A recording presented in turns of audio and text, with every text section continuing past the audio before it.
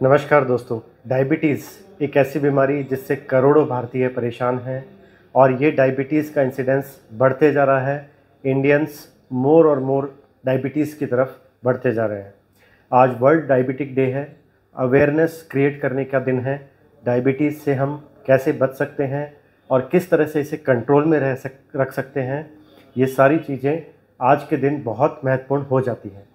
इसी विषय पे न्यूरोमेड टॉक्स ने आज ये वीडियो बनाया है। वर्ल्ड डायबिटीज़ डे पे डायबिटीज़ किस तरह से न्यूरो की प्रॉब्लम्स क्रिएट कर सकता है, नर्वस सिस्टम को इफ़ेक्ट कर सकता है, उसी पे आज का ये वीडियो है। मैं हूँ डॉक्टर अरुण तुनगारिया। स्वागत है आपका न्यूरोमेड टॉक्स में।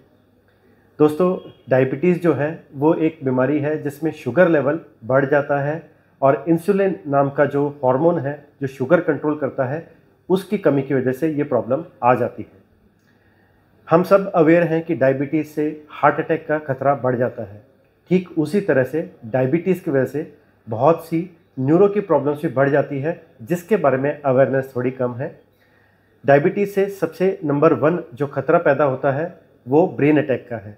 जिस तरह डायबिटीज़ असर करता है ब्लड वेसल्स पे और हार्ट की ब्लड वेसल्स को प्रॉब्लम करने की वजह से हार्ट अटैक का खतरा बढ़ जाता है, ठीक उसी तरह से ब्रेन की जो ब्लड वेसल्स है, अगर वहाँ डायबिटीज़ की वजह से प्रॉब्लम आ रही है तो स्ट्रोक या ब्रेन अटैक जिसे कहते हैं, या लकवा हम आम भाषा में कहते हैं, उसका खतरा बढ़ जाता है।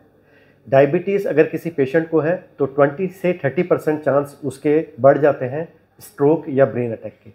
और स्ट्रोक या ब्रेन अटैक आने के बाद एक हाथ पैर कमज़ोर पड़ना, चेहरे का टेढ़ेपन आना, बोलने में दिक्कत आना, ये सारी प्रॉब्लम आ सकती है। इसलिए डायबिटीज़ को कंट्रोल में रखना बहुत ज़रूरी है, क्योंकि अगर डायबिटीज़ कंट्रोल्ड है तो ये सारी प्रॉब्लम्स भी होने के चांस कम हो जाते हैं। इसके बाद एक और बहुत ही कॉमन प्रॉब्लम जो डायबिटीज़ नर्वस सिस्टम पे करता है वो है डायबिटिक न्यूरोपैथी।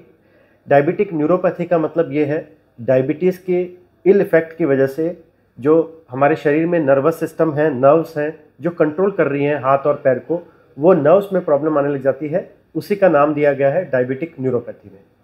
इसके जो टिपिकल लक्षण हैं वो हाथ या पैर में जलन सी रहना, झंझनाहट रहना, बेचैनी से हाथ पैरों में रहना। पेशेंट टिपिकली बोलता है कि हाथ पैरों में बहुत सी जलन सी और बेचैनी सी रह रही है।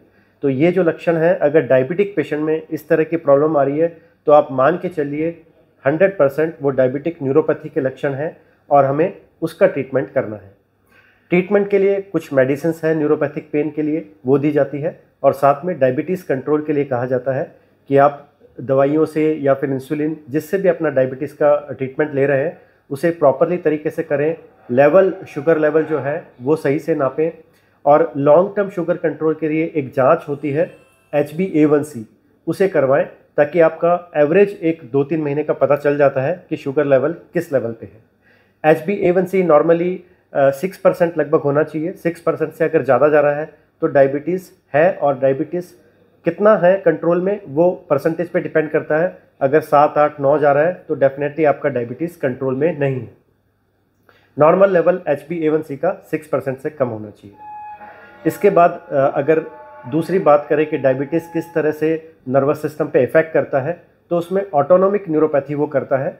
ऑटोनोमिक नर्वस सिस्टम के बारे में ब्रीफली मैं बता दूं, ये एक नर्वस सिस्टम हमारी बॉडी में है जो काफ़ी चीज़ें कंट्रोल करता है, जैसे कि हार्ट रेट, हमारे गट की मोटिलिटी, BP, ये सारी चीज़ें कंट्रोल करता है ऑटोनोमिक नर्वस सिस्टम।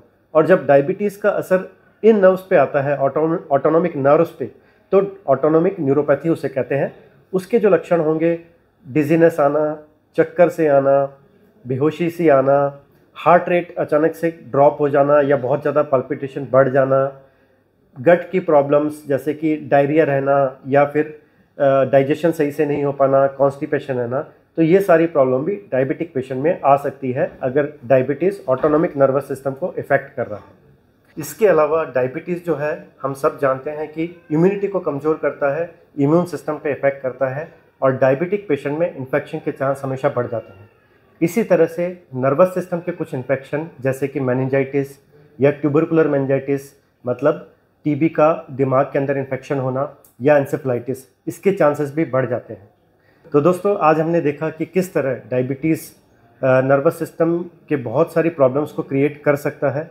इसलिए डायबिटीज़ कंट्रोल में रखना बहुत ज़रूरी है। आप जो भी डाइट प्लान बताया गया है आपके फिजिशियन या डाइटिशियन द्वारा, उसको प्रॉपरली फॉलो करें। फिज़िकल एक्टिविटी भी बना के रखें जो डायबिटीज़ कंट्रोल में बहुत हेल्पफुल होती है।